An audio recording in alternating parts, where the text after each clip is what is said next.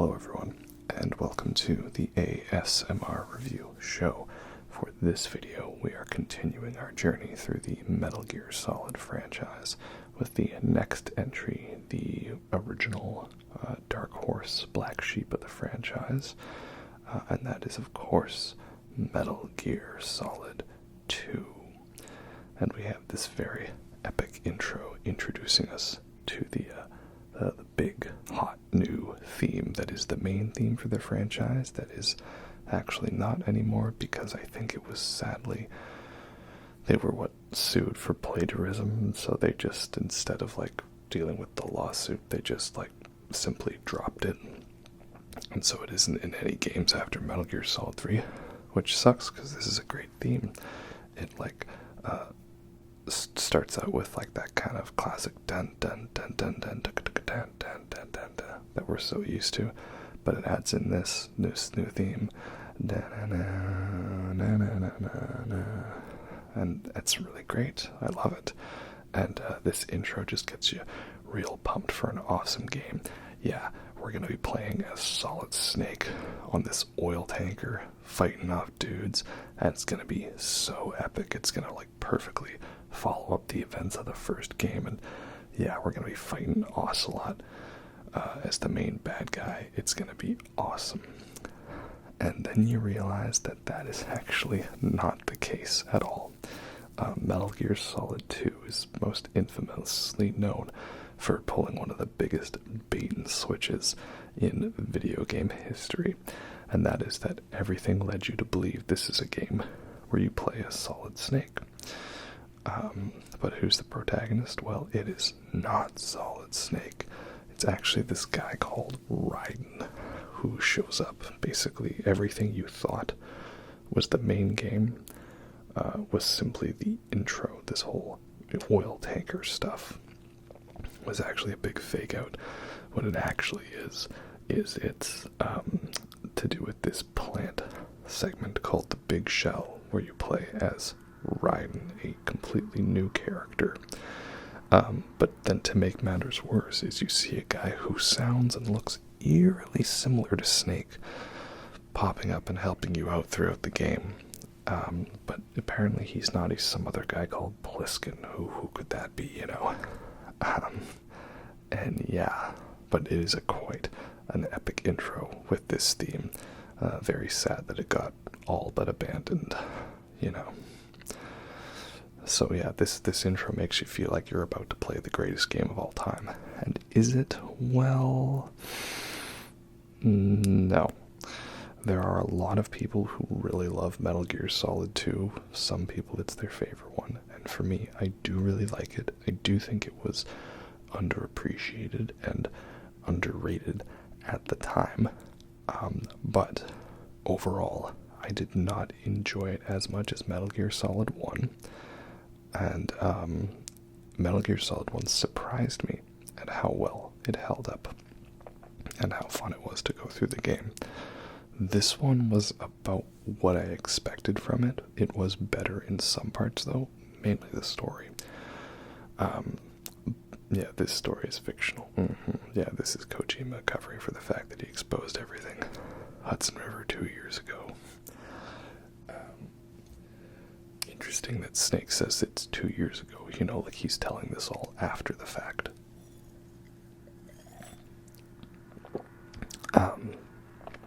So, then Metal Gear Solid 3, of course, well, that's always been my favorite one. It's a very predictable answer, I know, but having just replayed that one, yeah, that's still my favorite for a reason. So yeah, what was it about Metal Gear Solid 2? Well, for me, it's not the whole playing as Raiden bit. That did not bother me. It's little things here and there. I don't really like the level design that much. It's probably the most claustrophobic Metal Gear Solid game, which doesn't lend itself to stealth very well. And then some of the encounters just kind of felt more annoying than difficult. Basically, where if I got spotted, I was just like, you know what, kill me now. So that was kind of frustrating in that regard. And then there's a lot of like annoying platforming segments, like that bit when you go between the two shells, where it just seems like the game is like, screw you, you die. Very frustrating indeed. And I don't like those annoying flying robots that just seem to infinitely spawn if you get spotted. Yeah, so there's little things like that, and it's got a very little gameplay to it. At this point, as of recording this, I have not done my replay of Metal Gear Solid 4, so I do remember that one being very light on the gameplay. We'll see how well that holds up. Yeah. So it feels very bare bones in that regard. And Raiden, like, I don't hate playing as him, but he is a less interesting protagonist for me than Snake. But that's what's tough to criticize about this game, is like, so much of it was designed intentionally, right? Like, it was supposed to be this way, so it's like, can I critique this for saying, well, this doesn't work? Well, okay, the point of the thing was to make me frustrated. Well, it succeeded in doing what it intended to do. Is that fair then for me to say I didn't like that when it was intended for me to not like that? Like, the whole point is that this was supposed to be like for us to observe Snake as a character from outside of playing as him, and I think that worked. And the idea is that Raiden is supposed to be kind of a blank slate for the player, because it literally plays off of your expectations as a Metal Gear fan, for you to fanboy over Snake and think, yeah, I'm gonna be the hero. And all of the similarities to Metal Gear Solid 1 are intentional, because the whole thing, right, is the S3 engine, right? The S3 simulation, right?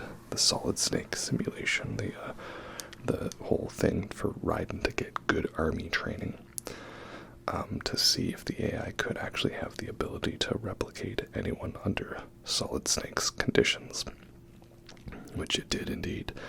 And here we go, the epic title intro, a Hideo Kojima game, produced by Hideo Kojima, written by Hideo Kojima, Metal Gear Solid 2, Sons of Liberty. Oh yeah.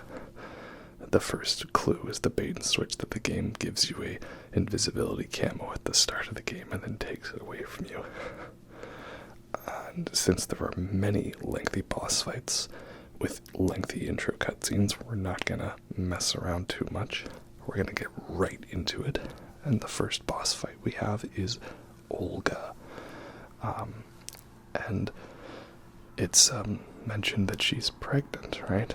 But at this point you don't have any lethal weapons, so you have to use tranquilizers on her, which I think is a fun thing in that it's showing you that, hey, you actually don't have to kill anyone, and there is an achievement for that, for not killing anyone. I did not bother trying to get that, but I'm sure it would be tricky to do, because you have to kill all the bosses with the tranquilizer. So, yeah, that's a thing.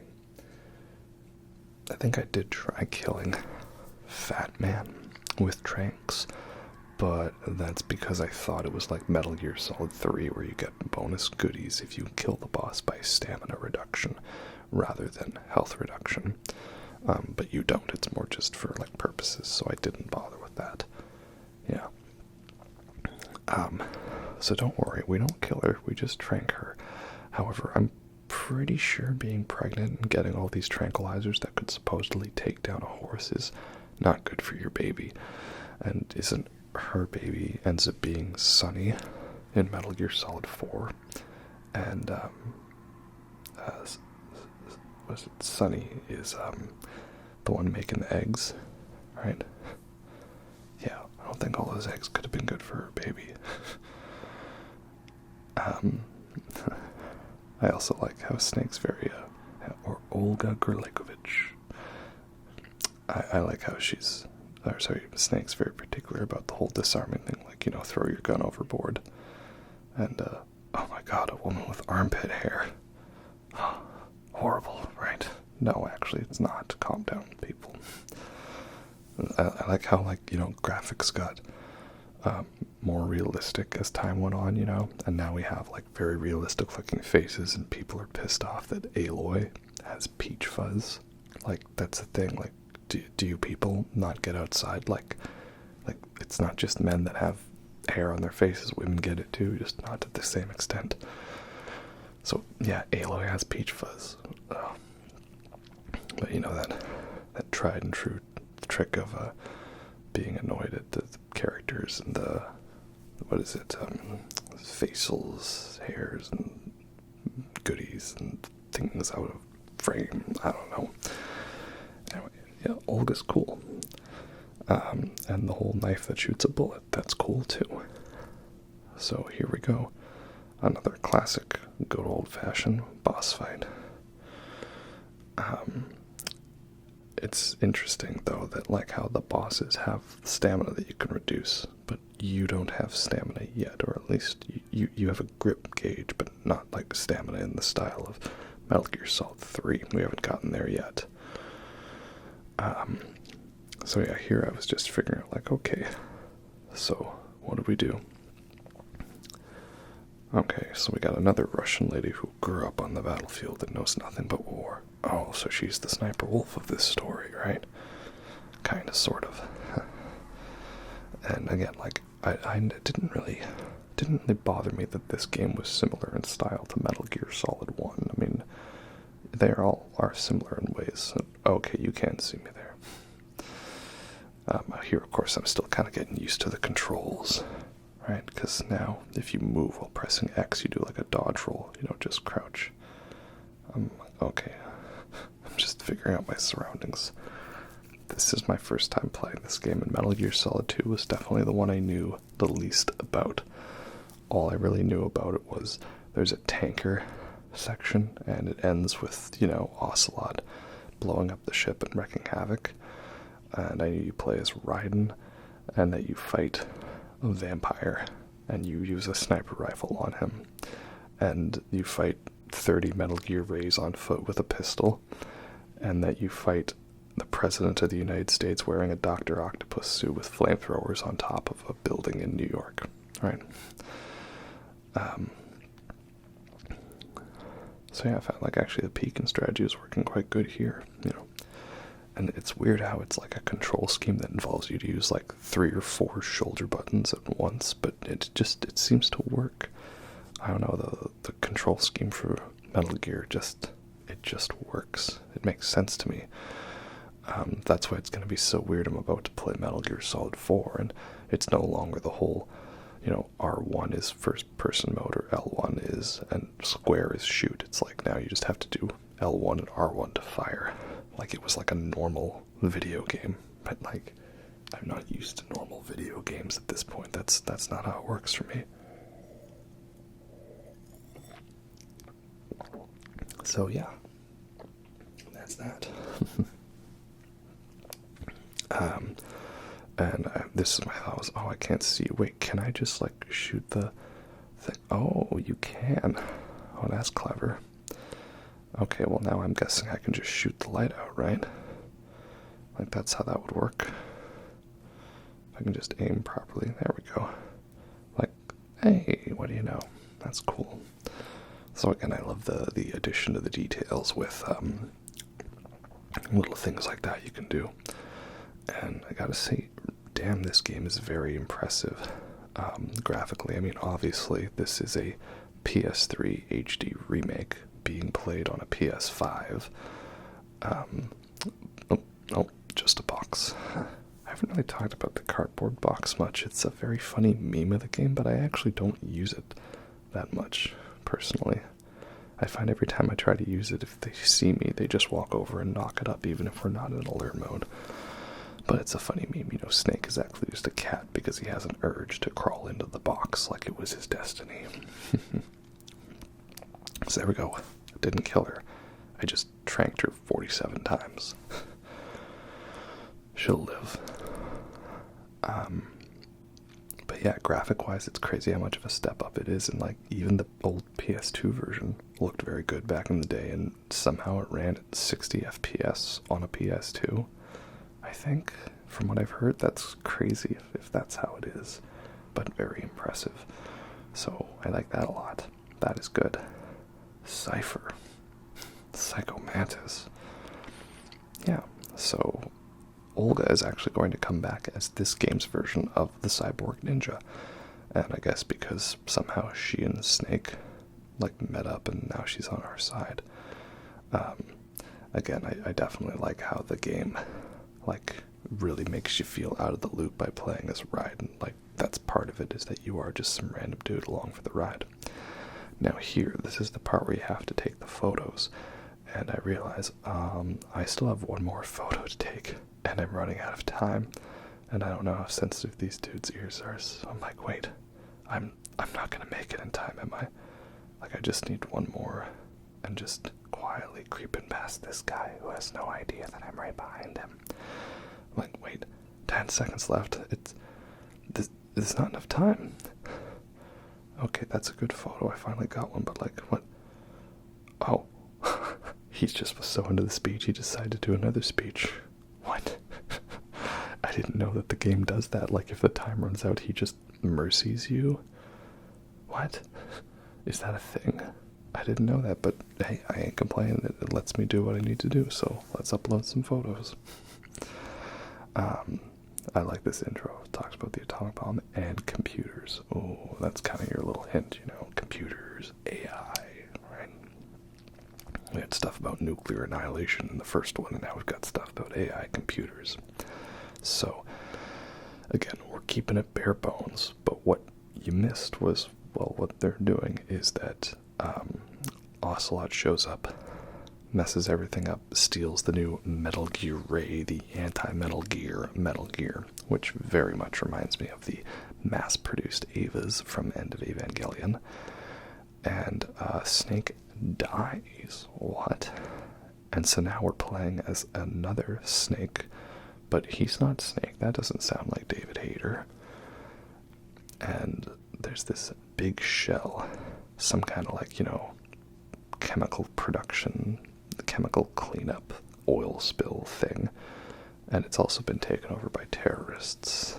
Okay, so we're playing as Snake, and we have to infiltrate some fancy facility that's taken over by terrorists, and they've got an important figure hostage. Wait a minute. You can't make this a movie these days. That's just literally the plot of Metal Gear Solid 1. Right? And we're going to meet up with a guy who looks suspiciously similar to Solid Snake. Only he's called Pliskin, which, there you go, that's another Escape from New York connection, right? Because his name in that was Snake Pliskin, and he has an eye patch. Though it's funny how the eye patch thing was a thing for, like, Big Boss in Metal Gear 1 and 2, and then we didn't really have that in these ones because he doesn't get the eye patch until, well, Solid Snake doesn't get an eye patch until Metal Gear Solid 4, but that's like part of his equipment. And then you have Naked Snake. Big Boss gets his eye patch in Metal Gear Solid 3. But we got there eventually, you know. So, yeah, this is the whole thing, is that, like, Raiden the whole time is actually talking to an AI construct of Roy Campbell. And it's funny because Raiden has never met Roy Campbell, apparently, but somehow the AI knows to imitate him. But again, that's because he's imitating the player's interpretation of, like, the guy in the chair. So I think that's pretty cool. That way, again, like, so much of this is playing off of player expectations, right? Like, you're supposed to be like some fanboy. Like, Snake, you're so cool. Ooh, ooh, I love you. You're such an amazing guy. And it's funny, it's like, you know, it's like what they call dramatic irony, where we know something that the characters don't, right? We know, okay, that is Solid Snake. But Raiden doesn't know that, you know, none of the characters seem to know that, so that's, like, the fun thing about it. Yeah, so Raiden, the point is that he's kind of, you know, generic, everyman, not too interesting, and that the whole stuff with him and Rose plays out like melodrama. Also, Jack, Rose, Titanic. Yeah, that's kind of the point. The point is that the plot is similar to Metal Gear 1. The point is that he's an everyman. That's why when you come up with the dog tags, you put your name on them, right? And he rejects that because he's no longer going to be the player. He's going to become his own character. He's a protagonist in a video game, gaining sentience, I believe. Something like that. Yeah. So, that's pretty cool in that regard. But it does mean that, no, he's not as interesting to play as Snake. Because Raiden thinks he's like a badass. Like, oh yeah, I've done VR missions and I'm so cool. And, yeah, the character design's definitely a little more like edgy anime boy with the white hair. But hey, everyone's sort of come around to him now and they like him. And then there was Metal Gear Rising: Revengeance, which, do I need to play that one? I know it's a very different type of game and Kojima wasn't really involved in it too much, but it was by the same studio that went and did Nier Automata, and I really like that one. And it seems like, over 10 years later, people have come around to that one, and now they just love it for the memes. Which is funny, because memes is a thing in Metal Gear Solid 4, the memes of the Patriots. So that's funny now that, like, memes have a whole different context than they do now. But yeah. And yeah, the whole first part is like, we have to run around defusing a bunch of bombs.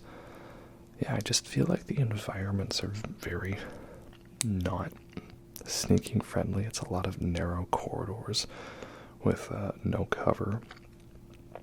And I kind of feel like if you get spotted, you don't really have many places to run. Just feels like you can get caught instantly. So, not a big fan of that, personally. And then, there's a lot of lengthy cutscenes, and some of them are interesting. So, yeah, that's how it is. It feels like there's a large stretch in the middle where I'm not super into it. And here we are. We are now Raiden. And now we have, of course, the bit here where we have to defuse the bombs, right? You go around defusing a bunch of bombs in sectors. You basically do a loop of the area. And then there's this one final bomb you have to defuse. And I was told, that there was an invisible bomb, apparently, that you had to use another sensor for. So here I'm just, panicking, I cannot find this thing. Where could this thing be? Is it actually invisible and I have to randomly spray around, or can I actually see it? I don't know. And that's the funny thing, it's right underneath that submersible. And I'm like, okay, come on, man. I can find it, I can do this. I gotta make Stillman proud. Because Stillman's dead. Our main bomb disposal guy. Yeah, so there's this whole first bit where you're running around defusing bombs, and it's, I don't know, I feel like it's not a great reuse of the environments. It just kind of gets a little tired. And then I'm like, wait, is it? Oh, it's under the submersible. Of course it is. Alright, well, he said to do it from far away.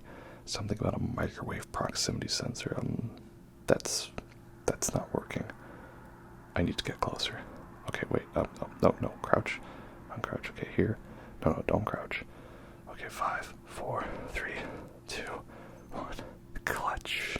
We did it. How clutch was that, am I right? Fun fact, though, that is not going to be the most clutch moment we see in this series. I had multiple clutch moments in Metal Gear Solid 3. It was kind of crazy for that. So, yeah. We run around, defuse some bombs. Snake shows up, but he's actually now known as Pliskin. And he helps us out. There's a funny bit where you can see him wandering around in a cardboard box. And then if you call him about the cardboard box, he gets pissed at you.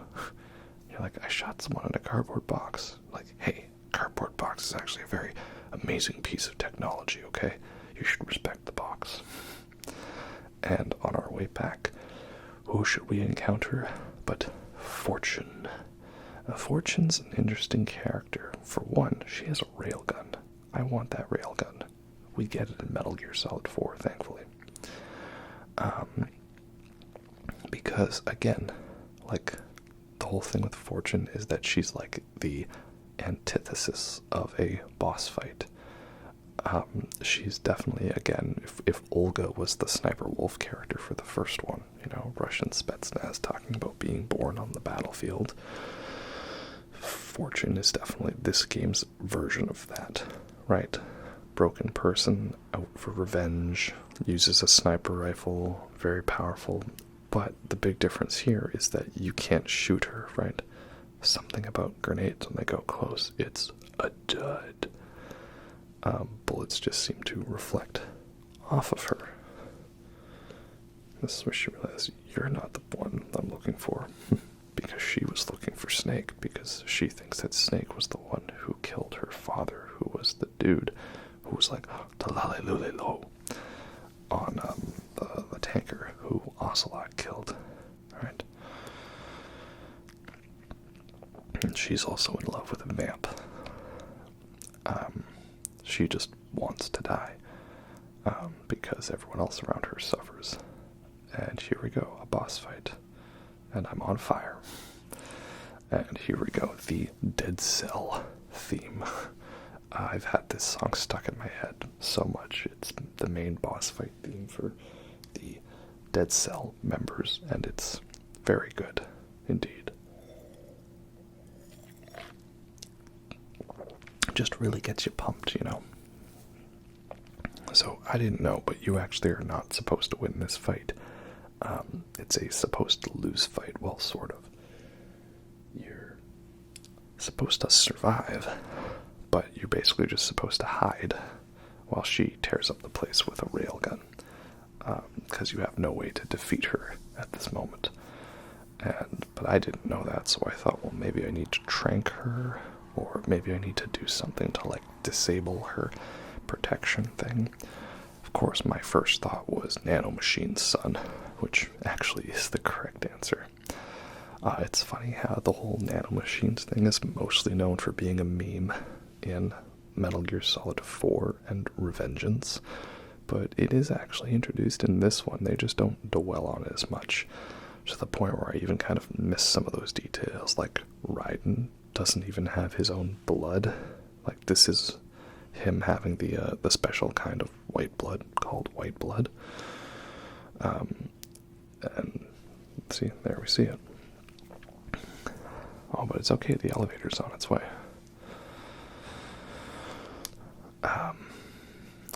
Yeah, or like how people, they don't talk in person, they talk through nanomachines, like use nanomachine communication, which is basically just the game's way of saying, hey, we're going to save money on the animation budget by just having it in a codec conversation, even though we're right in front of each other. But I digress. Yeah, so Fortune's interesting because, again, you don't fight her here, you just survive. And then she gets defeated in a cutscene, but she doesn't even get defeated. And then every time she shows up, it's all in a cutscene. And then the big fight with her happens between her and Snake off screen. And I guess he loses that fight because he gets captured by her. And then she gets defeated by Ocelot in a cutscene because he disables her nanomachine protection. But then she is somehow still able to use it a little bit, I guess. I don't know exactly. But again, like, you know, some things just sort of happen, right? This is a universe where we have a guy who's a literal ghost come back from the dead, sort of, and a dude who shoots bees out of his mouth, and somehow that Vulcan Raven guy fit into that tank, and the ravens eat him alive. Like, I've never really been one to sort of worry about the whole logistics of that. And, oh no, Vamp's dead. But not really. Does this dude ever die? Well, he does eventually, but not right now, you know. So yeah, that's the other thing. A lot of big moments happen in cutscenes. So we don't actually fight Vamp here. We just kill him in a cutscene, and then nothing happens there. That's that. Damn it, Raiden, you should know by now. Damn indeed. But yeah, it would have been cool to see, like, you know, what the snake fight against Fortune is and how he tried to deal with her, and like, did he intentionally lose that fight, or, you know, did he actually, like, fail it? Because Snake never loses against anyone normally, right? I know there's a thing, like, in the extras called Snake Tales. Is that, like, basically you being able to play him in different missions or different locations around the game? I don't know exactly. But yeah, that'd be cool if you could, but I know it's not. That's other things. And people talk about, I think there was some stuff cut out of this game regarding the second half of the big shell, because you barely explore it. You, like, show up on it and then go into the center one right away. And I'm guessing it was a case of a cut content thing, like they wanted to be that both rings of the shell were explorable and had missions to them, but they didn't, and I think I'm kind of okay with that. I feel like the game could have gotten too repetitive or lengthy at that point. Like, that's the thing I can say about this game. Maybe I don't love all the level design, and maybe there's some very long cutscenes, but it is still very well paced, and when you hit that second half of the game, I guess what technically would have been like the Disc 2 equivalent, it's just non-stop for me. And surprise, the vampire can't die, because apparently we're not using silver bullets. Now, just remember though, why is he called Vamp? Is he called Vamp because he's a vampire? What? No, he's called Vamp because he's bisexual, of course. And he had a thing for Fortune's dad and her, or her mom and her. I don't know, man. It's just a funny random conversation, but Vamp's bisexual, apparently. That's nice. And yeah, now we have our first main boss. We can actually fight a fat guy on roller skates. You know, he's a thick boy, alright. We love our thick boys, right? But I don't think thick man, or you know, thick boy has the same ring to it as fat man. And again, he's not just called Fat Man because he's a large guy. It's a reference to, you know, the atomic bombs, right? Fat Man and Little Boy. And there was that third one, I think, or I remember reading some, like, 3-part, like, kids book. It was like a young adult book, but not like teen, like with romance and stuff, like, you know, for kids, but like a little mature ones. I think it was called The Island. And it was this story of, like, these kids getting stuck on an island, basically like Lost, or that one show, what was it, like Flight something, you know, where they get stuck on the island and they're like, the plane gets struck by lightning and they're trying to grow plants. And I never finished that show, but it was, you know, on the same time as, like, Strange Days of Blake Halsey High.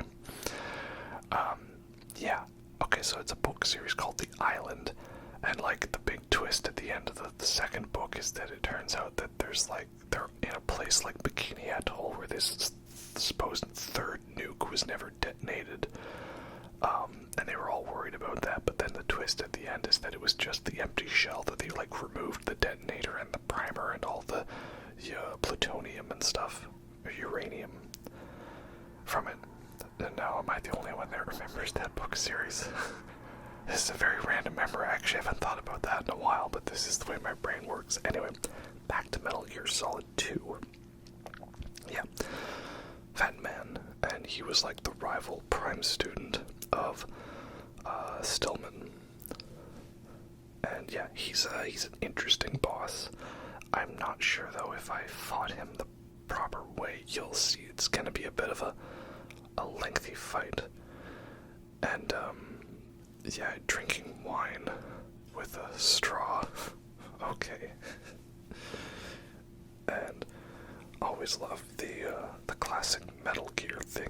I didn't realize I always meme on Resident Evil 5 for being 90% just people pointing their guns at people while they transform into monsters, but that's definitely a thing in the Metal Gear games. Yeah, this fight, it's actually kind of decent. It's a fun concept because you have this whole secondary thing to the fight. You're not just fighting Fatman, you're also disabling these bombs. The only thing is, I find he doesn't really fight you so much. I found like he didn't really attack me that much or do anything. So, I don't know, the way you'll see the strategy I eventually came up with is because I was trying to go for the tranquilizer kill. Because I thought that was a thing you could try to do. But it's not really that important to do. You're doing the trank kills. So I guess apparently if you just shoot him a bit normally, eventually he falls over and then you can get a headshot on him. And that's how you do damage, because he's got a blast suit, so he's immune to everything but headshots. And, he moves too fast for you to be precise about it. And so the trick I eventually started using was... I got it. Calm down, me. The trick I eventually started using was planting claymores, because claymores will knock him over, and then you have a bit of a chance to get in there. And you have to be fast at disabling the bomb, so you actually have a chance to try to attack him. And then if you notice any sudden cuts or edits, that is me just cutting out some of the codec conversations. Because, we don't really need all that. I think these fights have enough length and footage to them already. But yeah. Gameplay-wise, obviously this one builds on a lot of the stuff from the first one. This is where I'm like, how am I supposed to headshot this guy like this? This is crazy. There's gotta be something else I can figure out. I don't know. Yeah, so I like the style to it. Funny how they kind of kept the same control scheme through most of these games. That was cool. Graphic-wise, it's good. Soundtrack-wise, it's good. I don't know, again, I keep going on about the environments, but it just felt like it was a lot of narrow corridors and very unintuitive to navigate through. And then the whole stealth part kind of goes out the window for the second half of the game. There's not really much stealth now that I think about it, only little bits, and then you have the very lengthy escort bit with Emma, also known as EE, which to me it wasn't too bad, because you can basically just set her down far away and go deal with enemies. So that's nice. But yeah, that's essentially how it is. So yeah, it's not like I dislike Metal Gear Solid 2, it's just there's a couple of little things to it that make me don't enjoy it as much as the other ones. The other thing I found annoying, and I don't know, I don't recall encountering this in any of the other ones so far, but it's if you subdue a guard and you tranquilizer him or knock him out, after 5 seconds, all of a sudden the military commander's what's going on? Where was your report? You have not reported in. And then they send guys to check it out. So I don't know really what would be the most difficult one. But I kind of feel it was this one, because it just seemed like you either have to completely stealth by guys without taking them out, or you have to trank them and then be prepared that guys are going to show up right away, so you gotta drag their body away. As a fan of Metal Gear Solid 3, I do see how a lot of those... Oh, he tripped. Did he do that intentionally, or did I do that? I don't know. but I'll take it. Yeah. Sure, why not? I don't know what I did there. He slipped on that banana peel, or maybe can he slip on the bird poop? I don't know. And I mean, I guess it's in the spirit of these games to have a couple of, you have to figure it out by dying first, find out the hard way, sort of thing. Because that's how it was in the original, so I guess I can't complain too much. Alright, I'm getting a little fed up here. Past me, can you hurry up and finish this guy off? What is it with everyone having rocket skates in this one? Oh, wait. I think he hit my claymore. So the claymore is an effective strategy. Yeah. There we go. Okay, not bad. Not bad indeed.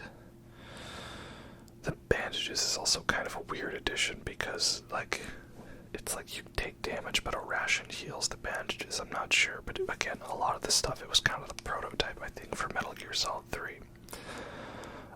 Of course, I really love that one. So yeah, a lot of the things like dragging the bodies, being able to search them for goodies, and there was no tranquilizer in Metal Gear Solid 1, was there? You had a silencer for your pistol, but that was the thing I could never get the hang of, was trying to be able to, sneak up on a guy and, grab him and choke him. I would just always do the judo throw, and then he's on the ground and you can't do anything. He would just get up right away and sound the alarm. So here, at least, I kind of have a slight better grasp on that. But it also seemed... I got you. There you go. It seemed a lot of the time like enemies would perfectly dodge. Like every enemy, no matter who he was a parry king, essentially. So I didn't like that. But again, you get a silence tranquilizer, a silence pistol.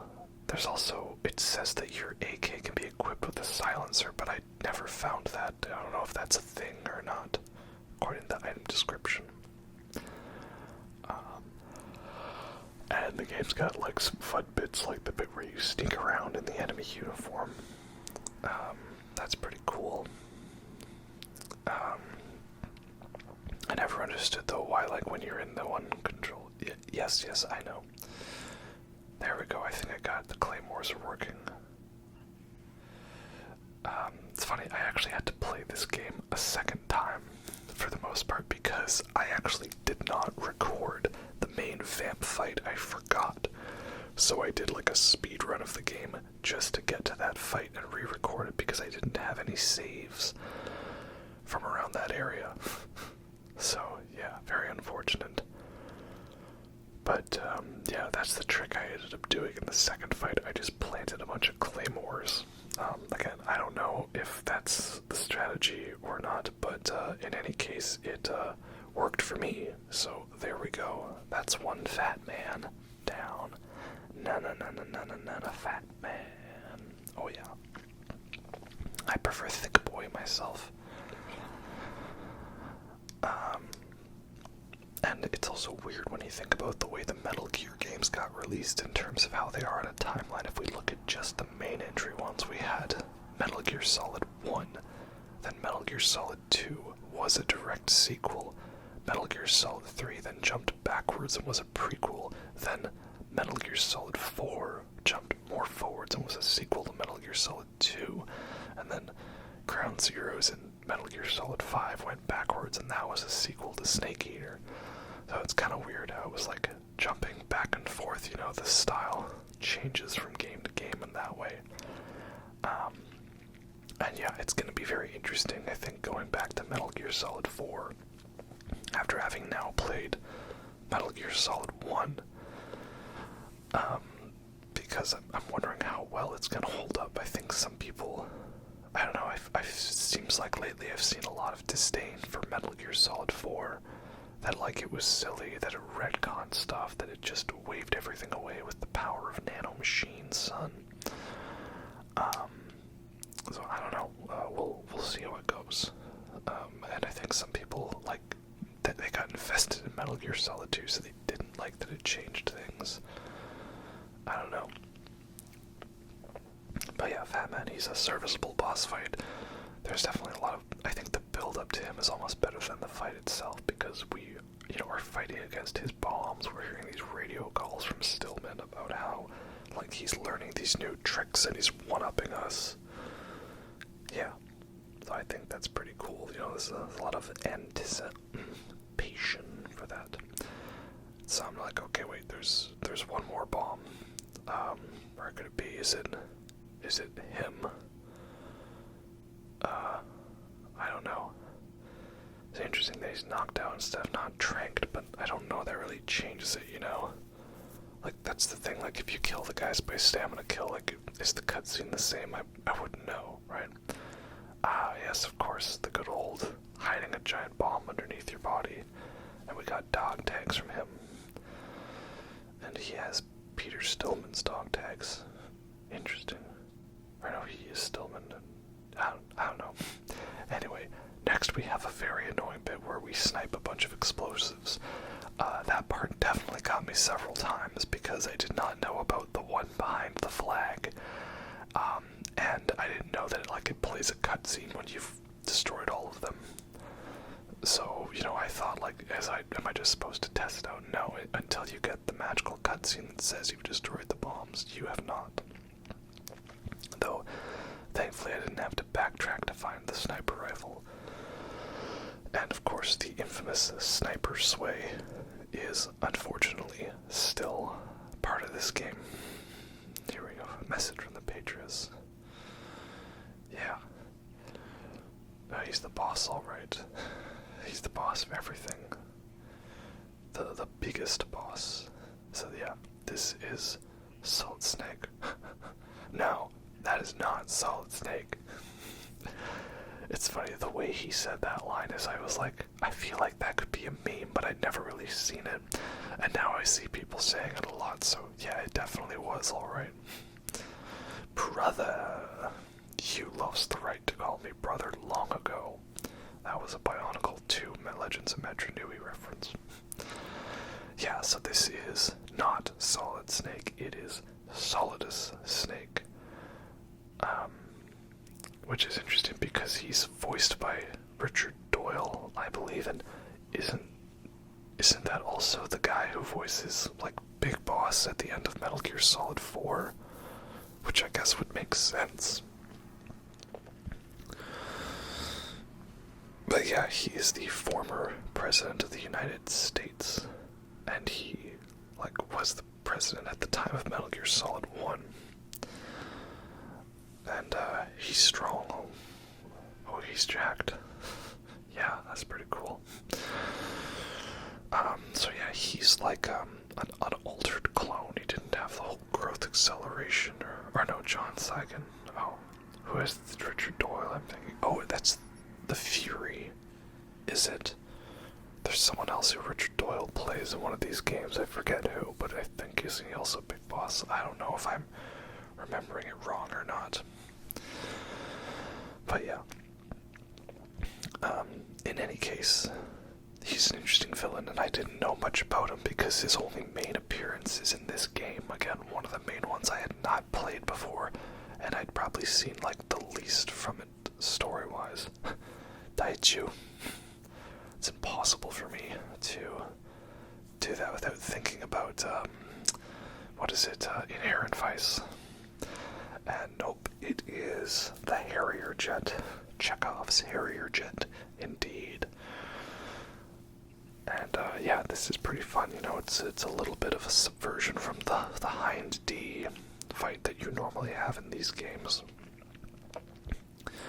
So, is he muscular? Does the suit give him muscles? I don't know. Maybe it's his Dr. Octopus suit with tentacles and flamethrowers. And it's interesting because Solidus, he's actually fighting against the Patriots. I think he's trying to take them down. Or no, he's fighting for the Patriots. He's a messenger of them. And Ocelot makes it look like he is fighting for the Patriots.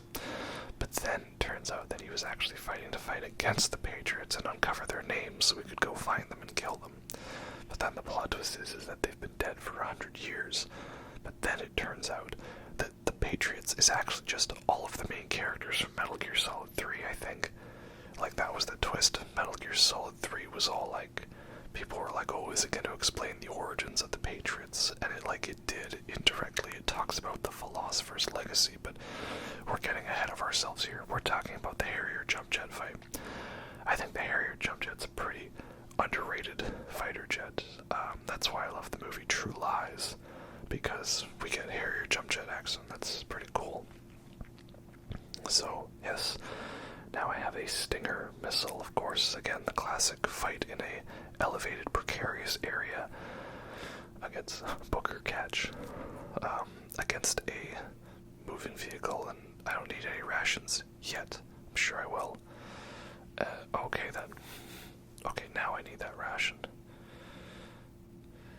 Yeah, so kind of same thing, locking on and stuff, and then your missile kind of follows it while you're aiming. I feel like I got a better hang of the Stinger in this one than I did in Metal Gear Solid. I also think it's funny how somehow Snake just seems to be a bad pilot. That's Otacon piloting it, right? And there went my ration. He always seems to just cheekily fly it right in front of your field of view. Like, the helicopter has a health bar, and I'm guessing that you can't actually destroy it. It's just yep, there we go. You can't actually destroy it. The Harrier doesn't fight it, that's only you. And this is the part where I'm like, okay, you're supposed to run, and he burns you with the jet exhaust, and can you hide under here, I think? I don't know. Yeah, Harrier jump jet's a pretty cool vehicle, and I like how they use it in True Lies, and I like how they use it in here. This is a pretty fun fight.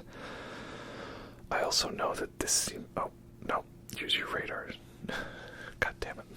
I didn't realize it has the same radar thing, like the Hind D, where it tells you where it's coming from. Yeah, I guess apparently this is a game where it really changes depending on the difficulty level.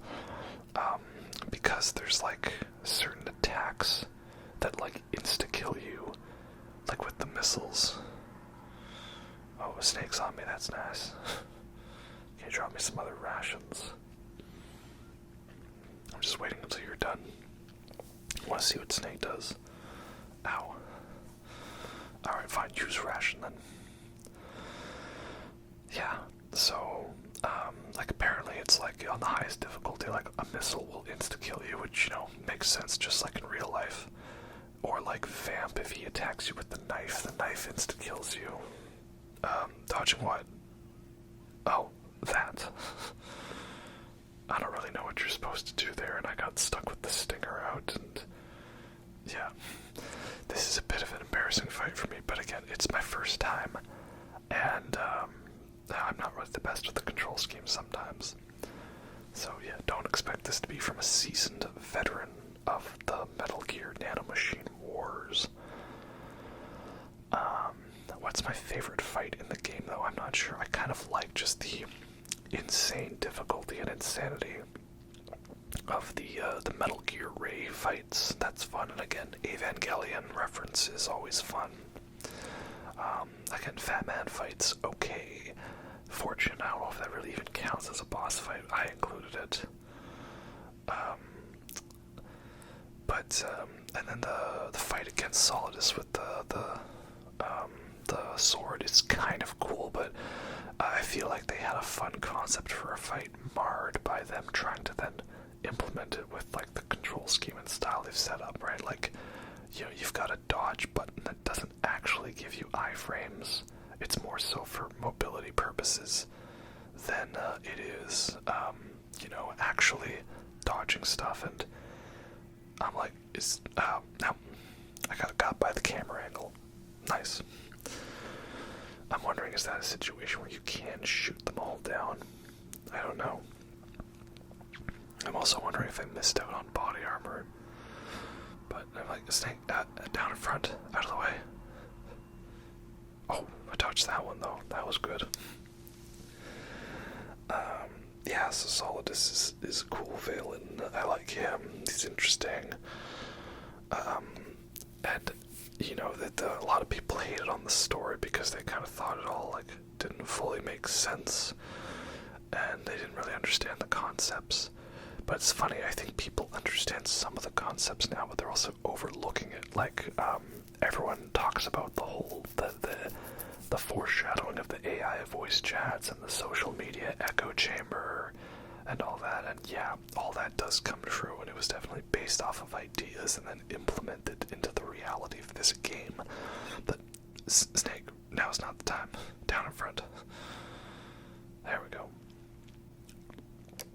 So we talk about that, but we'll get to it. Snake has a final monologue at the end that most people seem to kind of ignore, and it's like the whole thing with this is that that big speech about social media echo chambers and AI, that's the villain talking, right? like it's not. I heard a goodie here. Was there a goodie? No. That's fine. Like, I feel like people are ignoring the point that Snake's saying is like, no matter what, we have to keep caring. Okay, this is bad. Out of the way, Snake. Booyah. Like, I think people are ignoring that speech from him about that's the main point we should be taking away. Not us worrying about the AI and the social media echo chambers. And they've got his eye. He's now just Solidus. He's not Solidus. Did we get him now for good? No, we did not. Because that's a Metal Gear. Metal Gear. Robot that can inexplicably roar for some reason. And it catches a Harrier jump jet with his mouth. That's awesome. Ocelot coming in with the save. It's already active. Yes, it is, Raiden. Very astute observation. While Raiden may not be as great of a protagonist as Snake, he's still cool in the fact that he understands the importance of stating the obvious and or asking questions about things. Questions. So yeah, now we're just saying like a goodbye to the big shell. Essentially, it's served its purpose because the big shell is actually secretly a cover for Arsenal gear. Arsenal gear, of course, being a big, giant, impregnable fortress full of the mass-produced Ava series or the mass-produced Metal Gear series. Also, we have to talk about how the platforming segment right after this part of the game absolutely sucks. I hate it so much. I probably, like, 10% of my continues are all from that segment because it's like you get spotted and you have nowhere to hide, nowhere to run, and yeah, they got my eye. They've got our carryall. And it's just literally infinite spawning Cypher drones. And like you can't progress on the ledge because then they just shoot you and you fall off and die. Also, Vamp apparently is not just a bisexual vampire. He's apparently Jesus because he runs on water here. I'm guessing nanomachines. I'm guessing. Like, it's weird. I like how people, like, they accepted the fact that he was a vampire somehow. Because he died in Romania in a church. But people couldn't accept that it was all explained because nanomachines. Like, I don't know. I'm trying to remember. I haven't played Metal Gear Solid 4 in a while, and again, we're gonna get to that, but I'm like, I remember you fight Vamp, and isn't the trick that you have to, like, use the thing to disable his nanomachines? Like, you've got that syringe, but I don't remember what the syringe does. I don't know exactly. But yeah, so that's that. Metal Gear, indeed. And we have one little interjection here between the boss fights, because I love this cutscene. It's about the explanation of the Patriots, which is this shadow organization that rules the U.S. from behind the curtain. I just love this introductory cutscene, giving me very, again, end of Evangelion vibes with Sele and the weird monoliths, right?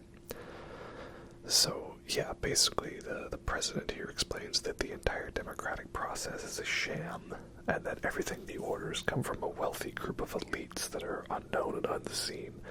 You know, kind of like what everyone thinks is going on today, am I right? And, that's definitely true to some extent, so this is definitely something that was, like, ahead of its time. The bits like this that probably went over people's heads at the time. But anyway, a very cool bit that I like. Gotta give a shout out to that. Next up, we get across to the next shell, and we have to go through the flooded area to find Emma Emmerich EE. And now we have the real fight against Vamp. And Vamp in this one, he's a vampire because hell had no vacancies. Yeah, when hell is full, the dead shall walk the earth. Yeah, so, it was a nanomachine sun, right? That's how he can walk on water and float above a water that apparently has no buoyancy, right? Also, I think you can have that cutscene happen where Raiden somehow does that with the tranquilizer gun instead of the USP or whichever gun it is. And yeah, we have the fun intro from Vamp. It's interesting because now, as of recording this, I started playing Metal Gear Solid 4 again. And that's interesting, kind of going back to see all this. So, was there definitely a bit of some retcon going on? Well, yes, but there's a general idea, I think, and even if not everything adds up, the main point is what comes across as being good. Yeah, so Emma's just ahead, but it's probably drowning, and we need her to be able to create a virus to upload to GW, the main AI that is housed within Arsenal Gear, so she can destroy it, right? Yeah. And the Vamp fight, well, we'll get to it. It's an interesting fight. I don't know. I feel like I just spam rockets and spray and pray. And as I said already, this is the fight I actually had to replay the entire game for because I forgot to record it. I recorded the intro cutscene, but not the actual fight itself. So that's how much I went out. I went sped run through the entire game. So I got a second opinion on it, and yeah, I'm not the biggest fan of the level design in that way, but now it's weird because I'm playing Metal Gear Solid 4, and there's some cool environments in there, but the stealth is almost non-existent in some parts, and you can just basically like running around, running and gunning, which you can't do in this one per se.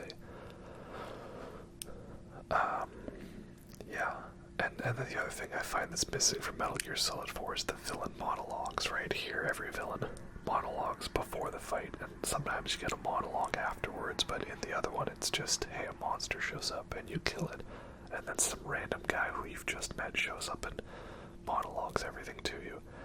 And, but I'm getting ahead of myself. We're on Metal Gear Solid 2, not Metal Gear Solid 4. But the funny thing is, I'm recording this on tomorrow being April 30th. Jack, do you know what day it is tomorrow? Well, I'll keep asking, perhaps you'll remember. So, yep, Arsenal Gear is going to be activated. The nuclear threat still exists because the president knows that he had no other choice. And then Ocelot showed up and killed him. Because, again, Ocelot is secretly a reverse quadruple agent. Yeah. And I'm not sure how this fight is supposed to work. Like, when he's underwater, are you supposed to throw grenades at him? I don't know. But, the water's interesting. Something about the water look, it makes me think of Crash Bandicoot. I don't know why. I just think, water and platforms is bad, and anyway, on with the fight, and on with the Dead Cell theme. So, yeah, when he's underwater here, just chilling, I think you can, like, throw grenades at him, or use rocket launchers on him, something like that. Or you can just, shoot him normally. That was kind of weird, he prances about. And it's like when he's glowing orange red, like you can't shoot him then. That's like his Ultra Instinct is active, I think. I'm not sure. And it's like, what's the benefit to running out his O2 gauge? Does that mean that he'll just like surface sooner? But is there really anything you have to worry about while he's under the water? I'm not sure. That's the thing with some of these bosses. I know what the trick is, and then some of them I don't. So I just kind of roll with it, and if what I'm doing works, it works. So that's just how it is. And the one thing I hate though is like the ability to be able to fall into the water, because I just sometimes get carried away with doing my dodge flip. But apparently whatever I'm doing is kind of working there, so yeah, we'll take that. But like, why is he dancing doing the trichka? And like, he's like, nope, that's the wrong one. I don't know exactly. But yeah, definitely a tricky fight. I've heard that on like higher difficulties, it's like a knife will insta-kill you, which I guess would make sense, but I'm not playing this for the difficulty, I'm playing this for the experience. So I'm not messing with any of that. So yeah, the first bit's kind of run around, do a bit of the classic spray and pray maneuver, and grenades and all that. It is funny to see how cluttered your inventory gets though with all the weapons the game gives you. I have a feeling that this was why they came up with the backpack system in 3, because it was just like too cluttered with everything you had. At least I think that way. Maybe it was a little much. And I was starting to feel like it was to the point where they give you so many goodies you can use, but you end up picking favorites. That's kind of me, how I am, right? Anytime there's a game where they give you like all these guns and these weapons and these abilities and these moves, I pick my favorite, and that becomes ye old reliable, and then I stick with that for the majority of the game. Like, case in point, playing Metal Gear Solid 4 right now. That M14 EBR rifle with the scope, that's like all I'm using, basically. Do I need to bother with the other guns when I have the old reliable? I don't think so. So yeah. And I don't know, Vamp, he's kind of is a tricky character for me, because it's like, he's almost to the point of being like annoying where I don't like him. I don't know if I'm really into him as much as a villain, because he's kind of just, I am a vampire, and I am evil, and I'll suck your blood, and this evil, and I have knives, and my knife goes into the very front of my belt like it's very phallic-like. And he has literal plot armor. And in this one, they don't really explain that, right? He just sort of is. And I guess grenades work. Yeah, so then he has those things, and I'm like, he has like some random little knife that like pins you down. I don't know. I think it would have been fun if we got to fight Vamp with the sword. That could have been interesting. But alas. And yeah, this is the part where I don't like. He just goes like, again, he goes Super Saiyan, just dodging around everywhere, and he has those like the weird orange glowing knife, and that somehow like pins you in place. But like, if you have a weapon unequipped, like you can't equip weapons, you can only equip items. And so I'm not sure what you're supposed to do then. Like here, you see he's gonna get me with the special one here. And it's just kinda like okay, so I'm stuck, so like, I can't move. And I'm pressing the button to equip weapons and I can't, so I just have to tank the damage, I guess, maybe. At this point I didn't care too much though, because I was like, well, I'm not actually playing past this save file here. So, we'll just roll with it. I don't know. Feel like the game punishes you for not having a weapon equipped. Do you mind. Oh, the classic Metal Gear line of, take this. I always think of Liquid doing that, but in any case, can we get him down yet, please? Spray and pray for the win. No. Come on. 1 HP in a dream, baby. 1 HP in a dream. And then we can be done with this guy for all of 5 minutes. Hey, there we go. And so, yeah, we shoot the vampire, and then this time he sinks into the water and can't swim, but he'll be back. Right, we are not Terminator 2ing him. So yeah, I don't know, he's not too much of interest of a villain for me. He's just a vampire because he is, but he's actually a bisexual. And he just always comes back on his plot armor, though it is satisfying to finally finish him off in Metal Gear Solid 4. Yeah, that's that. Next we have the sniper catwalk segment.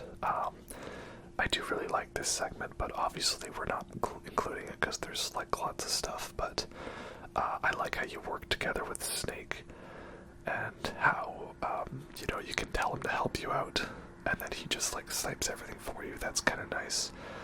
I have a feeling that it's meant to be like, you don't want to help him if you want to do it non-lethal because you have a tranquilizer sniper. So, yeah, here we go. Basically, you gotta like time your shots to shoot Vamp and not shoot Emma. It's a very simple little segment, but pretty cool. I also like how they both have health bars, which is nice, because I would have hated it if it was like a, one shot automatically kills her. So, sorry Emma, I definitely sacrificed you a few bullets there. But yeah, it's a very nice area and segment. It's kind of chill, kind of zen, but like not, I don't know how to describe it. But alas, Emma is killed by a vampire, which sucks. It's also nice to have both Raiden and Snake working together, and there's something about like games or movies where like it like takes place over the course of like an evening, and like there is that nice progression of like the sun going down, right? Like there's that here, there's that over Bloodborne. I get that vibe from Dead Space 3. Did a really good job of that with the weather and the sun slowly setting. I liked that. And just the water and the horizon here looks very cool. So that's nice. Yeah, it all looks pretty good. And obviously it's a very sad, melancholic moment because Emma's not gonna make it. And once again, Otacon gets a sad character death moment. This guy cannot catch a break in the games. So now we have been interrogated, captured, tortured, but the torture scene is not nearly as infamously horrific to go through as Metal Gear Solid 1. And we think that Snake's betrayed us, and now there's all these guys hunting us, and we can't really do anything because we're naked. It's like, it's a very, emasculating, humiliating moment. Raiden, he's all been gung-ho at being the badass, and I've had VR training, and I've done all this and that. Oh, you can't see me. Nope, we're fine. There. See, we're fine. He's all been so gung-ho for all of that, and now he's like stripped literally to nothing, tortured. This is where he realizes that stuff has gone awry. He's way in over his head, and now we are within Arsenal gear, and this is where I'm getting very big Nier Automata vibes, right? Fourth wall breaks, the weird robot AI stuff, strange hidden fortresses that the geography makes no sense to. Yeah, and here we go. We have the infamous call, Raiden, turn the game console off right now. What? You'll hurt cut the power. You'll hurt your eyes standing too close to the screen. Oh, I love it. It's just absolutely a mind-blowing moment that just really trips you out. and then he just starts spewing about stuff, and this is a fun thing. This is actually referenced in Metal Gear Solid 4. You can find a crop circle, and then it starts playing this audio, and you get a trophy for that. I thought that was so cool. I'd never seen that. And yeah, now, like, this is actually, like, GW's AI, like, contacting you, right? And he just starts spam calling you. Like, no, but actually, you've been playing for a long time. I'm wondering if that's one that only triggers if you actually have been playing for a while. Kind of like the Metal Gear Solid 4 loading screens that would tell you, hey, you've been playing for 2 hours. You should go probably take a break. Yeah, like, the music is so odd. There's, like, these weird, badass-looking enemies. The code is, like, literally, like, falling off the screen. I'm not gonna bother with showing every single bit, but yeah, there's so many just weird out there calls. You're even wondering, is Snake on your side? And now here we are in Arsenal Gear's Rectum. Yeah, what's it all about? Well, all of the different segments of Arsenal Gear are like digestive systems. Like, the machine is eating us alive. We are being digested in the belly of the machine. What even is that? Yeah, so crazy, I know, right? And, here we go. JD, just one of many. And Solidus is talking to us now. So, yeah, basically, the whole S3, the Solid Snake simulation, is a whole program meant to, like, create a new Solid Snake, and that's who it was. It was meant to be able to create a nobody, an anybody, someone like Raiden, and allow him to become a badass like Snake. And that's why we had to play as someone who wasn't Snake. We had to play as an outsider, and it's why he's technically a nobody, and he has our name on the dog tags. Yeah, you see, it was all part of the plan. So again, can I complain about not playing as Snake when it's like, that's how it is, right? Like, it's all intentional, these reasons, and that Raiden is an outsider who doesn't know what's going on, right? And of course, Solidus prattling on about Civil War in America and George Washington, Wall Street, America, heck yeah. Yeah, so now we are coming to the big boss fight, the big difficult one. But first, Solidus has to show off his roller skates and Dr. Octopus suit with flamethrowers and electricity, and he has an eye patch. But that was because we actually, like, destroyed his eye. So now here we have it, the fight against the mass-produced Evas, also known as the mass-produced Metal Gear Rays. This was one where I kind of knew the strategy already going in, and much like Metal Gear Solid, you have to use chaff to negate the targeting system of the missiles, though. I actually found this fight easier than Metal Gear Rex, because the missiles launch from a higher place, so I feel like you've got more time to dodge them. And better aiming in this way, right? You have to shoot the legs to shoot the head and do damage to them. And the number of ones you fight changes based on your difficulty level. So I'm pretty sure on the hardest difficulty you have to fight like 30 of them. And the other interesting detail you may not notice when you're in the midst of this fight, but it's that they all have a Rose name, right? RO1E, RO2E. They're all Ray Rose. And in the background there's just a whole army of them just menacingly waiting for their turn to strike. Yeah, so I actually found the controls worked quite well for this one. I feel like I used... Oh, that's sitting down's bad. I ended up using a lot of my rations, though, in the fight, because the earlier fight I was trying to do the earlier fight with Snake with the sword, and it just wasn't happening, because you can deflect some bullets, but it's not a full, proper parry system. So yeah. Also, I have body armor now. That's useful. So yeah, something about like the controls work very well. It feels very intuitive in that way. And then switching back and forth between the stinger, it doesn't seem to be too challenging. It's actually a very good fight. I really enjoyed it, but definitely a tricky one if you don't know what you're doing. Me, of course, I was channeling my inner Dark Souls veteran training for gank fights, which is you either gotta bring one down at once, or you kind of gotta do a nice balance of them. But thankfully, the game is throwing me out rations, so that is good.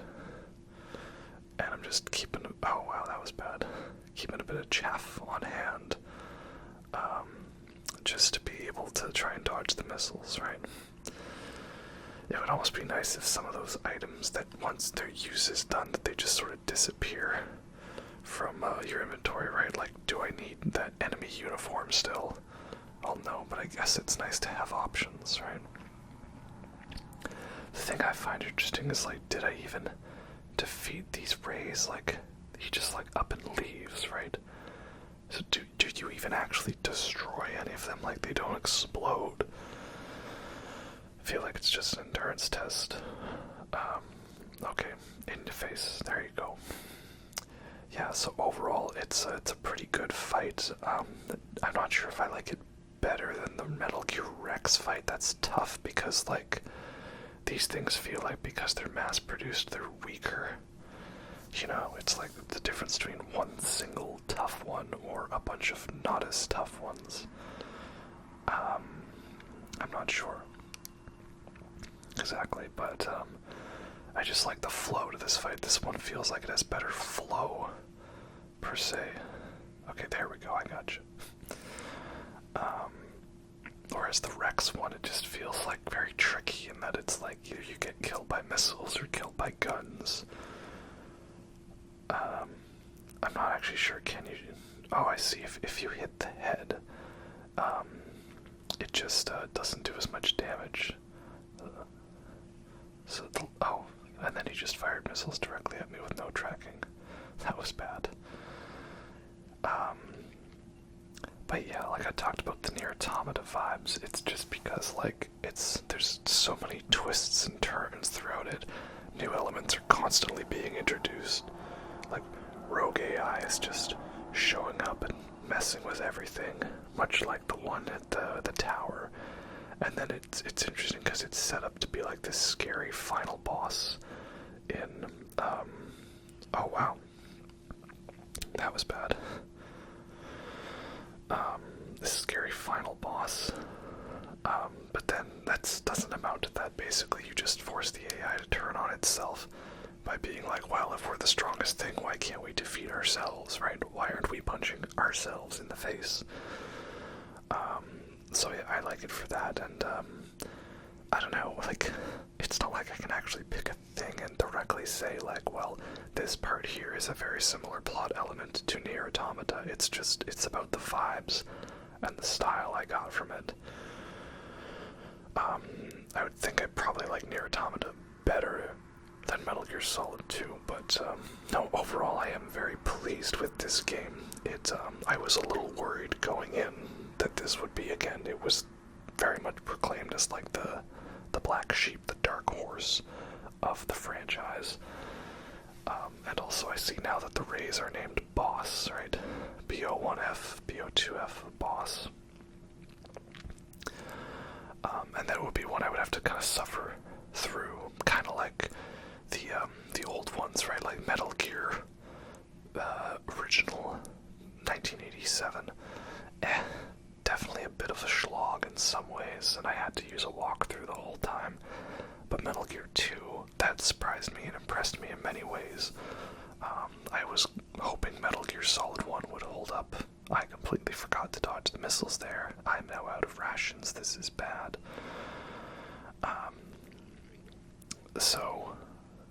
Oh, no, that's a blind fire. There we go. But then with Metal Gear Solid 2, I didn't know what to expect in that regard. I see there's rations on the other side. side of the arena. I need your rations, please. Oh dear, this is bad, and I need ammo. But I can't get to them. I'm out of healing. I don't know, man, I think this might be it. I don't know if we're gonna survive much longer. And I haven't been keeping track of how many I've taken down. Oh, okay, that's it. We did it. By the skin of my teeth. Hooray! So, yeah. I do like, again, how that fight just feels like a gauntlet. Like, you know, something you can barely survive. But eventually, they decide, alright, you did good, kid. You did good. That's enough for now. Again, kind of scary to think that, you know, like, we never really won that fight, we just survived.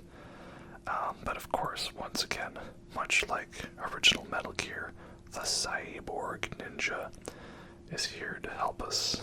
Only it's not the Cyborg Ninja, but it's Olga. She was the Cyborg Ninja in this one.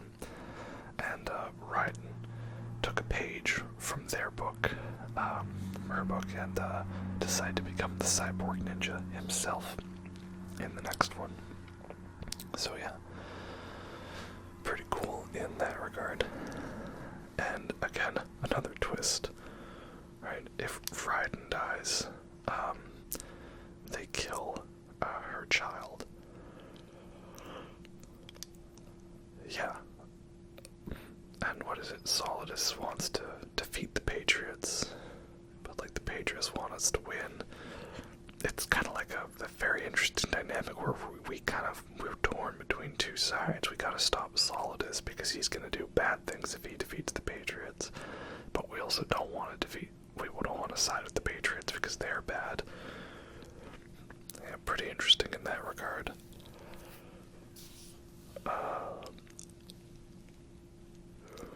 Yeah, kind of sad that this game got, well, I don't think it got negative reviews when it came out, but again, just, that was, like, just sort of the cultural talk at the time, you know, like, oh, yeah, Metal Gear Solid 2 was disappointing compared to the other ones, and Metal Gear Solid 3 was the best.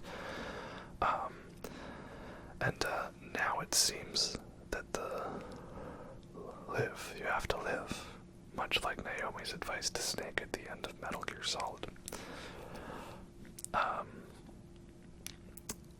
It's, yeah, the general consensus I feel on Metal Gear Solid 4 when it came out was it had too long of cutscenes, but it was a very good game. Not as good as 3, but still very good. And now there seems to be a bit of pushback on that. A lot of people complain at it for retconning everything away with because Nanomachine's son, and that there's very little gameplay in it. Oh god, we got another one. But no, again, it tricks you out thinking that was only a phase 1 of a boss fight. No, that was the whole fight. And this, I believe, it's the work of the virus, so like, the virus just didn't work right away, it starts slowly working, right? We needed to get a man on the inside, Raiden, right? That's why Snake made it look like they were offering him up as a prisoner, like Olga was presenting him. Yeah, so the AI is dying and it's lost its control over the Metal Gear arrays. Yeah, I think. Obviously, when there's so many cutscenes, it's tricky to remember every single solitary detail of what's been going on. And yeah, Ocelot, he was working with Solidus, but then it turns out he was working for the Patriots all along. But it turns out he wasn't working for the Patriots, he was working for himself. And he was trying to figure out who the Patriots were so we could go stop them. But he can't stop them because they're actually 100 years old and dead. But then Metal Gear Solid 4 said, you know how they're 100 years old and dead? They're not actually 100 years old and dead, but maybe they just live on through the will of their AIs. I haven't gotten that far yet in Metal Gear Solid 4. I'm trying to remember. Kind of funny that I didn't play 4 without having played 2 when they're very intrinsically linked in terms of the setup to it. You know, it was kind of just like playing 4 without having played 2. I just sort of just rolled with it. But, oh damn, Solidus is a badass too. I actually liked him as a villain. I was kind of worried he would be like a little one-note and one-dimensional and just kind of like, I am the president and I am evil and I have a plan. But no, he actually has like a lot to do and say, some pretty cool scenes. I like his design, which is pretty interesting. So yeah, he's pretty cool. Now, we're going to be skipping over a lot here. Also, again, yeah, Snake got captured off screen. Sadness. But was it part of his plan? I don't know. So a lot's about to happen off screen because I'm not showing all the cutscenes because, again, between the boss fight and the next boss fight, there is literally 45 minutes of cutscenes and codec calls, and we don't have time to go through all of that, right? We just don't have time. I don't have to talk about all of it. Fortune dies because her nanomachines are turned off by Ocelot, but somehow she still has the power to be able to make that work. Somehow. Ocelot goes off to find the Patriots, and Solid Snake jumps off a roof after him. The AI then, that's where the big part that I haven't included, but you know, the one that everyone talks about now. You know, that the AI voice chats control everything. Raiden is secretly a child soldier, Jack the Ripper, and he barely remembers his childhood because of all the killing he's done. Solidus is his foster father, who took him in and see if he could raise someone else on his own, because he's like an unaltered clone of Big Boss, right, without the accelerated aging, I think. Or maybe he is, I don't know. Yeah, so the AI, they were worried that, like, entering the digital age, that too much useless junk data would be collected and passed down, you know, like overly complicated video storylines. You know, how genes, only the genes from different species would be passed down, would be the superior genes, right? The natural process of evolution. So they were worried about that, and about echo chambers, and, you know, all of that. And that's the thing is, yes, a lot of their predictions have come true, but I don't feel like that's the main moral of the game, because that's the villain that's talking, right? And, yeah, something about Nanomachine's son. I don't know. But basically, yeah, if we die, then Olga's child dies, who is Sunny. So we have to fight, right? We're having a big final fight on top of that Washington building in, what is it? It's on Wall Street, right? And it's very interesting because some people speculate that there was a bit of a cut content to this segment, because basically Arsenal gear gets programmed to go on a collision course with New York, and then we just cut to it having crashed, right? Like, we don't actually see it, and that's because this game came out late 2001. Right, so a lot of this whole, you know, New York getting destroyed imagery may not have sat well at the time. Might have felt a little bit bad about doing stuff like that. So yeah, this is the big final fight, and I kind of like it. I do feel that they tried to introduce some interesting mechanics without having, like, the proper system to do it, you know? Like, you have a dodge button that doesn't fully dodge. Much like the final fight against Liquid, it's very easy to get accidentally locked into a combo. There's all these sword moves you can do, like rotating the stick to do a spin, and up and down, left, right. But I personally don't know if anything actually matters. Like, if you need to, like, oh, he blocks one way, you have to attack another. And I think I sort of got the hang at the end that, oh, you actually have to do a little bit of blocking here and there. You can't just wildly attack. But at least for me, I only had, like, one ration. And, yeah, so I don't know exactly. It's definitely a fun concept. concept for a fight. And of course, this probably became the basis for what would be Metal Gear Rising: Revengeance. I just feel when he gets to phase 2, I don't know if I actually win, more so as I just don't die. But I guess that's all you have to really be worried about in this sort of thing, right? It is the final fight. I'd also read something that, like, his eye patch wasn't actually just for show. That, like, he actually is more susceptible to attacks from his left side because of his eye patch. So I tried to go for that. But I don't know if it actually was anything useful. Yeah. I guess also there's a way to change the blade so it's non-lethal. And the trick is, of course, to get in there when he is between combos. He's going Super Saiyan mode, right? He's losing the tentacles now. He's just going all roller skates, I guess, right? But he's got the dual-wield katanas, you know. I wonder if I should try making him in an Elden Ring, you know. Dual katanas, which basically just every build I do, because all builds lead to Moonveil and Meteoric Ore Blade. It's just such a fun combo. Ow. So what have I got? I've got, okay, slow. Can you keep it down? I'm trying to eat rations here. Yeah, one ration. So, I wonder if I had not used all my rations in the Metal Gear Ray fight, would I? Okay, he's gonna attack me while I'm down. Oh, and his combo wasn't over yet. Like, if I hadn't used all my rations in the fight, would I have had more for this one? I don't know. Now your combo's over. I see ya. Yeah, so I kind of got the hang of it here, but I almost dread what this would be like on a higher difficulty. I don't know. Especially because it gets kind of close, you know, he's, oh, no, you done goofed. Alright, 1 HP in a dream, baby. 1 HP in a dream. No, your combo's not over. I learned to block. Get good, scrub.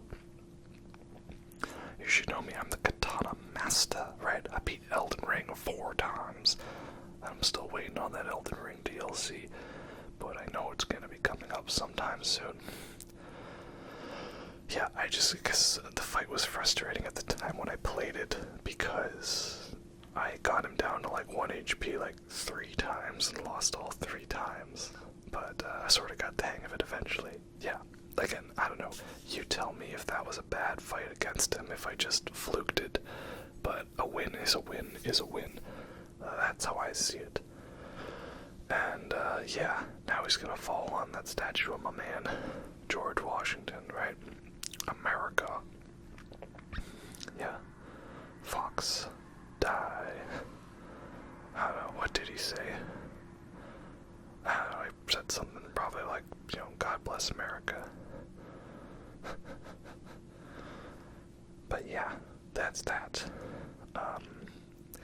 I do like this setting, you know, the whole New York, America style, because in almost all the other ones we have like these, you know, non-American locations, right?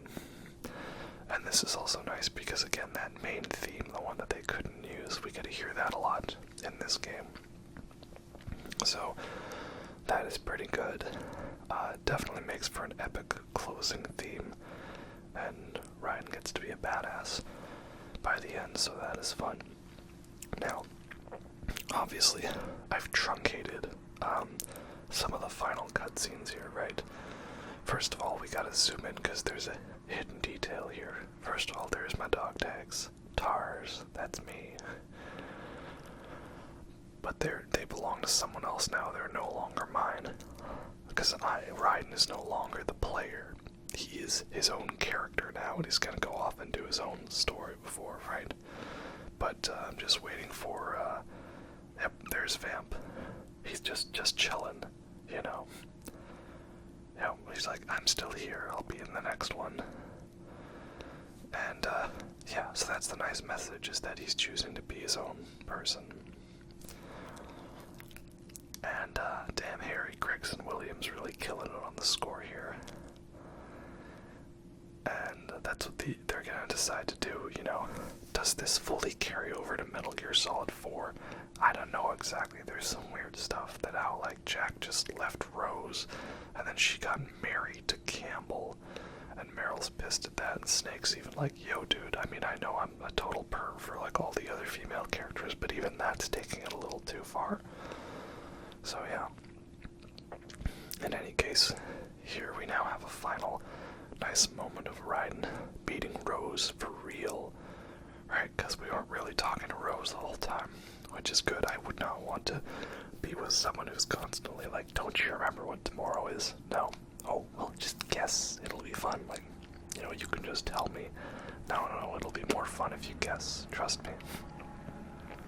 So that is good. Don't have to worry about that.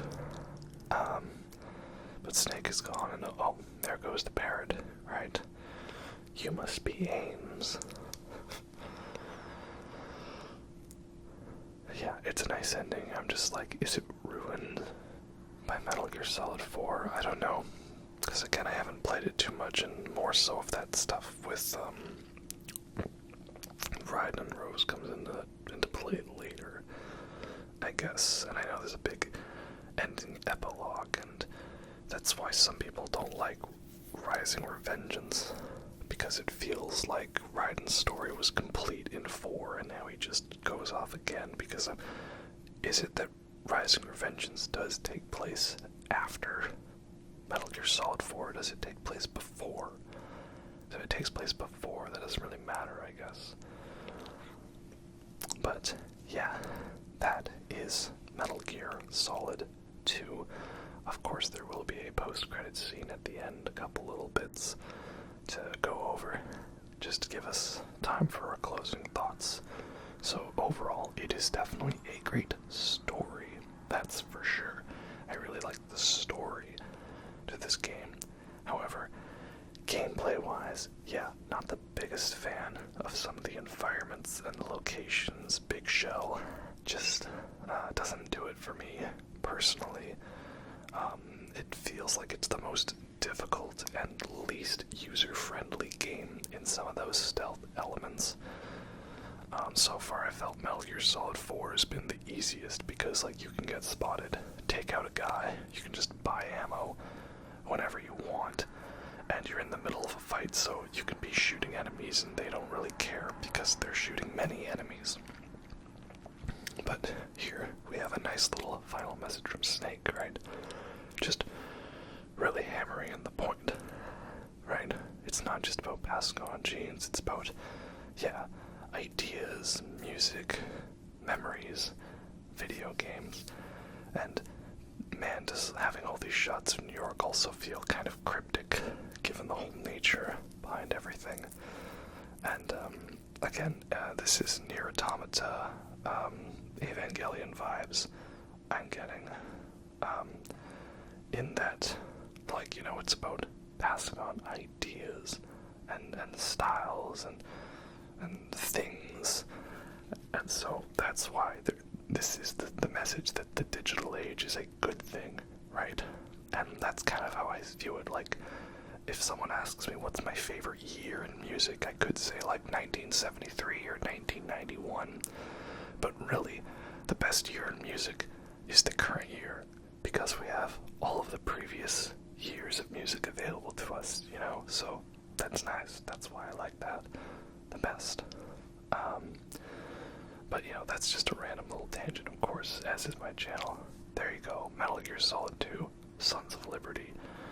Out of the main original 3, yeah, it might be my least favorite. But I don't know, like, I do like some of the styles and bits to it so much. There's some bits where I like it more than Metal Gear Solid 1. But yeah, this is the big thing. The biggest contributors, the 12 names of the Patriots, they all apparently died 100 years ago. And that's kind of the fun thing, is that it turns out the Patriots are actually just all of the main characters from Metal Gear Solid 3. Right? That was the secret origin of the Patriots, but we never knew. What a twist. Yeah. So, that was Metal Gear Solid 2. Sons of Liberty.